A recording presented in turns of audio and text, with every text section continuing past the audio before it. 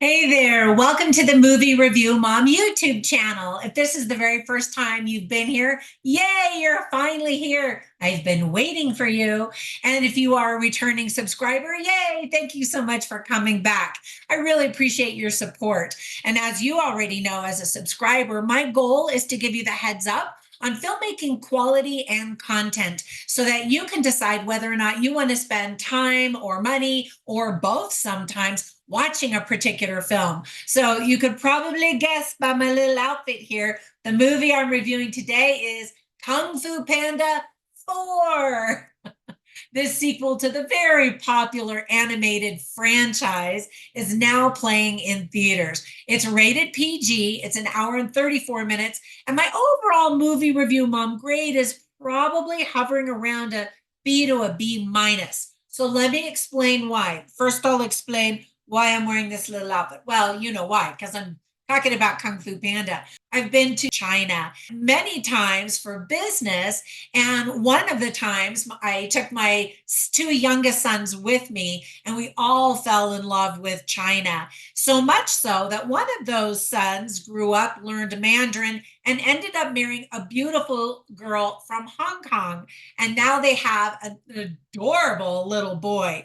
And so I love that I love China for him. He's been back once. Well, he was born here in the United States. But anyway, I'm so happy to share his culture with him. So, on to the movie. I'm going to give you an overview in a nutshell, and then I'll point out things I like, things I didn't like, tips for parents, interesting lines, funny lines, and wrap it all up in a nutshell. And that's where I'm going to start, actually. So, first of all, the story is about Poe, who's voiced by Jack Black. In this movie, Poe is tapped to become the spiritual leader of the Valley of Peace. So Poe needs to find and train the new dragon warrior and will encounter a villain called the Chameleon who conjures villains from the past. The film was directed by Mike Mitchell and Stephanie Stein. Writing credits go to Jonathan Abel, Glenn Berger, and Darren Lemke. So, quick tips for parents. There is animated violence, but if you've seen the first three movies, that's more of what you're in for. There is some gambling, some various weapons are used, creatures are in perilous situations. But we've seen all of that before in the first three additions to this franchise. So, talk to your kids about what proverbs are and how they can help us with our goals and our own life journey. Reason I mention that is because proverbs are spoken often in this movie, and they're even referred to as proverbs. So, talk to your kids about what are the proverbs or the sayings or the mantras that you and your family could live by. I think that would be a great conversation. And then, speaking of that, here is a list of themes that I picked out from the movie that can also be great fodder for conversation with your family. First of all, some of the themes are teamwork, patience, friendship, inner peace, identity, being a mentor, change and growth, and being open to both of those things, and taking your next step in life. I thought that those last ones, especially, were really strongly illustrated in the film. And parents love a good theme that they can sink their teeth into that are very clear to children as well. So here's the list of things I really liked about the movie.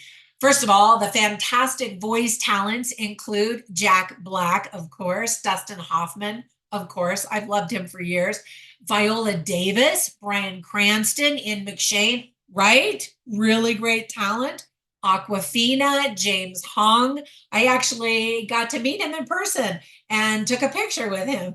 Seth Rogen, Mr. Beast, and Ko Hui Kwan. I probably butchered his name. Sorry about that.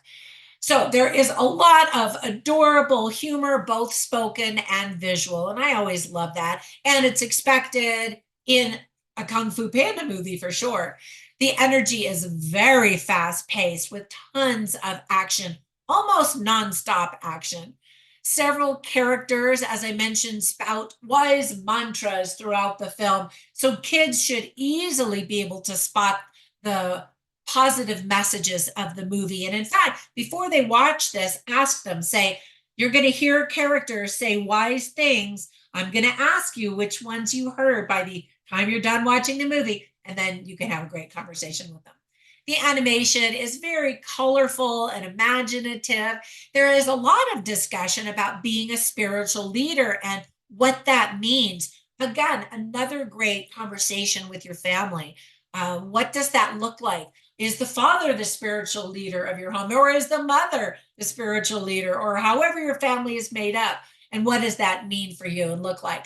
We get to see some past characters that were fan favorites whom we love, as well as some new ones that are introduced. So keep watching during the final rolling credits to hear Jack Black sing the Britney Spears song, Baby One More Time, and to see some cute training sequences with some of the characters. Now, you're definitely going to want to see him sing that in person rather than just the panda bear singing it in the background. So check out his video on YouTube with some of his co-stars. It's hilarious. I absolutely loved it. Click for the link in the description below. That'll take you to that hilarious video.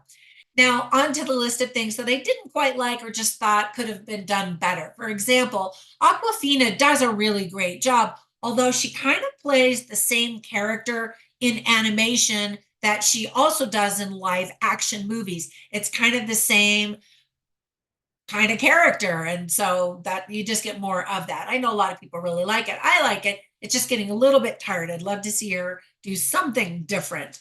But for an animation, it's perfect. The movie itself is just way too frenzied. And by the end, I was just kind of exhausted watching all of that. Not all of the jokes land. We know that they're supposed to be jokes. I mean, and the script is trying really hard to make us laugh, but I just kind of sneered or snickered a few times.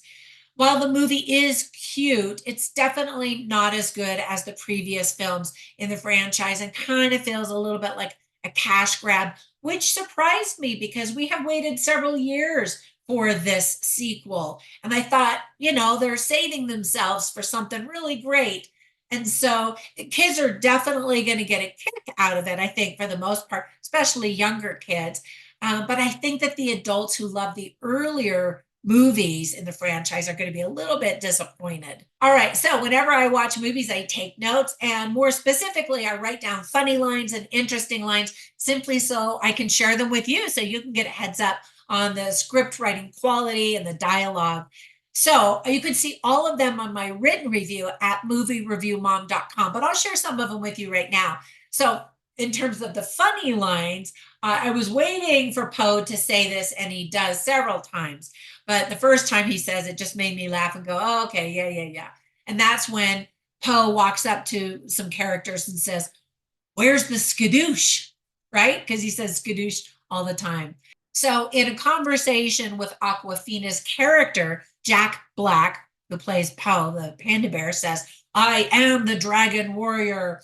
And then Awkwafina's character looks at him and says, I'm sorry, nothing about you says dragon or warrior, right? And then in another conversation, Dustin Hoffman plays this little cute character named Shifu. And Shifu says, I'm not a squirrel, I'm a red panda, which is adorable.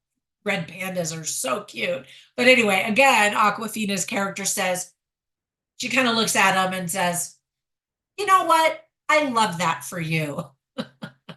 As she sees that he's proud that he's a red panda, but he doesn't look fierce at all, Another cute line is when Poe, voiced by Jack Black, says, life's greatest enemy is, I don't know, stairs, because he still struggles with stairs in this movie, which I can relate to. And then another line that he says is, I eat mahjong tiles for breakfast.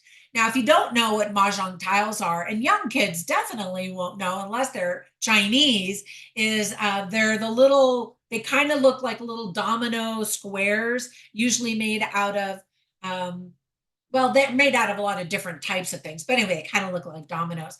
And it's very Chinese. And when I've been to China many times, I always see mostly women playing mahjong outside on the street, in a park, in a restaurant, everywhere. And it's such a great pastime. And so I told my daughter-in-law, I want to learn how to play. And so during her wedding reception for the family, she had 3 wedding dresses. multiple wedding reception events, which was awesome. But anyway, it was the family dinner of, I don't know, there were 100 of us or something. I said, oh, I want to play. And what was cute is they had karaoke going on in one part of the area, mahjong, some other fun little activities. And then we all sat down at this restaurant and ate this amazing, gigantic meal. But anyway, I said, oh, I want to play. So she's like, okay. And I said, well, no, I don't know how to play. So teach me. And I'm proud to say I won my very first mahjong game. Of course, I was just, it was dumb luck because I still didn't quite know what I was doing. She was like, well, this little symbol means this and that little symbol means that. But it was actually a lot of fun. And I was surprised to learn that my mom actually bought a mahjong set years ago, and she and her girlfriend started playing mahjong. And I had no idea until they started going to China, and she told me that. And I was like, what? Anyway, okay, back to the movie. So then there's some interesting lines. So one that you hear several times, and it's a really good one, and one of the themes that overarches this whole story and the plot is spoken by Aquafina's character, and she says, every step leaves a footprint, no matter how small. We see that theme echoed in a lot of Disney movies, that even if you're just a small kid, for example, you can leave a footprint, and a powerful one at that, one that has impact. So just a reminder to little kids that they're never too small. And then another line we hear repeated several times, this time by Poe, voiced by Jack Black, and he says, it's never too late to do the right thing. Yes, I love that. I love it when movies teach kids things, especially when the target audience is for kids. But it's a great reminder for adults too, who looking at society seems like everybody's kind of lost their way. People are going crazy. And then another interesting line that is a great reminder for kids and parents. This one was spoken by Mr. Ping, voiced by James Hong. He says, you don't have to be brave. You just have to act brave. I was like, that's so true. Courage isn't courage just because you do something. It's because you were afraid to do it, but you did it anyway. I love that. All right, I'll give you two more really quickly. And they're both about change, which is a huge theme, probably the biggest theme of the whole movie. So Aquafina's character says, I guess it's just easier to hold on to the life you know than move on to the life you don't, which is absolutely true. And you might need to explain that to your kids to have them be open to change, because the next life or the next phase of life could be so much better than you even imagined. And then Poe, voiced by Jack Black, says, real change happens from within. Hear, hear. Really good messages, right? So while I was watching this, of course, I thought of several movies instantly that I wanted to let you know about. If you haven't seen these, of course, if you haven't seen any of the Kung Fu Panda movies, watch number one for sure. Now, if you don't, you can still enjoy this movie, but you definitely will understand the character growth that this little Kung Fu Panda has had over the course of these four movies. Another movie I thought of is Ice Age, simply because it's a shared journey with these very well-defined characters that you know and love, and they've had a bazillion versions, or not versions, additions to that franchise, all of them adorable. Another one that really showcases Chinese culture is one that I just reviewed last year called The Monkey King.